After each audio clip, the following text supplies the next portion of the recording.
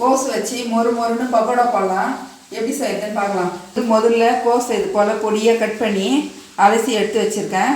இப்போ இது கோஸில் வந்து என்னென்ன பண்ணணும்னு போட்டு பக்கோடா போட்டுடலாம். நம்ம இது போல் ஒரு பாத்திரத்தில் எடுத்து போட்டுக்கலாம். கோஸ் முதல்ல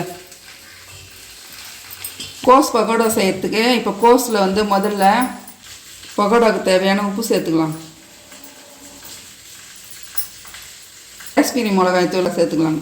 ஒரு 3/4 டீஸ்பூன். தண்ணி விடக்கூடாது, இதிலே தண்ணி வந்துடும் கோஸில். அதனால் இது உப்பு மிளகாய் தூளும் போட்டு கலந்து விட்டுக்கலாம்.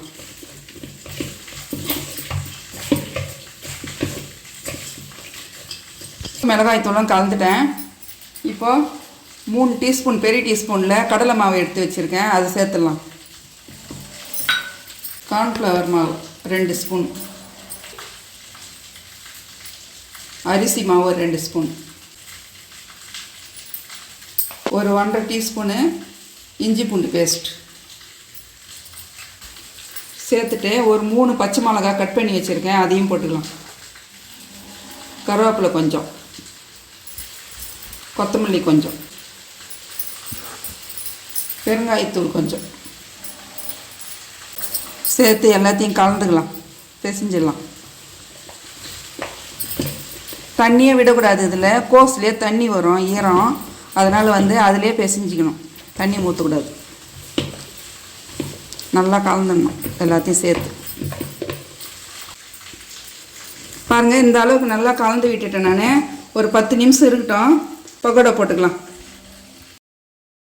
10 நிமிஷம் ஆயிடுச்சு. இப்போ பக்கோடா போட்டுடலாம். எண்ணெய் ஊற்றி நல்லா எண்ணெய் காஞ்சிடுச்சு. இப்போ வந்து பக்கோடாவை குட்டி குட்டியாக இது போல் போட்டுக்கலாம். பொடி பொடியாக போட்டால் தான் நல்லாயிருக்கும்.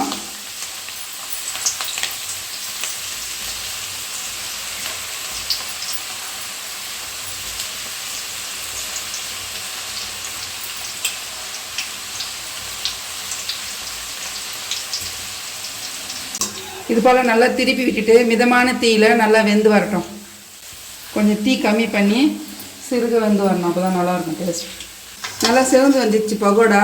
கோஸ் பக்கோடா எடுத்துக்கலாம்.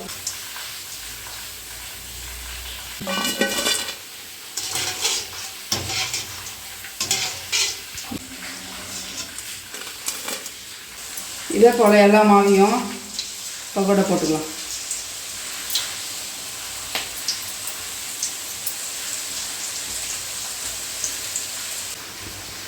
பக்கோடா போட்டு மழை பெஞ்சின்னு இருக்குது, அதனால் சூடாக டீயும் வச்சுருக்குறோம் பக்கத்தில். டீ வச்சு குடிச்சிடலாம் பக்கோடா கூட.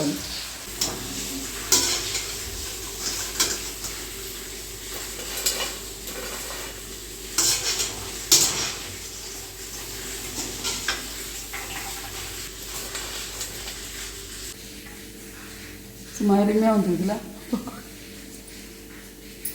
சூப்பராக வந்துருக்குது கோஸ் பக்கோடா. நல்லா மொறு மொறுன்னு சும்மா அருமையாக வந்துருக்குது பாருங்கள்.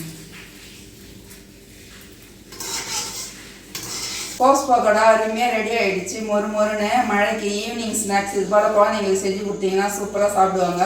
இது போல் ஈவினிங் டைமில் ஸ்நாக்ஸ் செஞ்சு சுட சுட டீ கூட சாப்பிடும்போது ரொம்ப டேஸ்ட்டாக இருக்கும்.